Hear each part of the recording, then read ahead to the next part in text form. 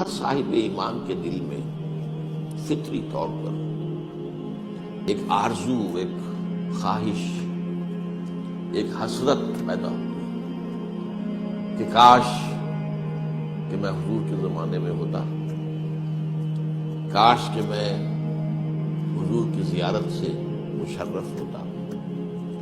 کاش کہ میں صحابہ کرام کی جماعت میں ہوتا اور آپ کے ساتھ جہاد و قتال کرتا۔ میں سمجھتا ہوں کہ کسی صاحب ایمان کا سینہ اس آرزو سے خالی نہیں ہونا چاہیے۔ اگر خالی ہے تو اس کا مطلب یہ ہے کہ پھر اس کے دل میں وہ قدر و قیمت نہیں ہے حضور کی صحبت کی، حضور کی معیت کی، حضور کے ساتھ جن لوگوں نے مل کر جہاد و قتال کیا۔ لیکن یہ کہ میں اس سلسلے میں پہلے تو ایک وارننگ، ایک تنبیہ دینا چاہتا ہوں کہ ہمیں یہ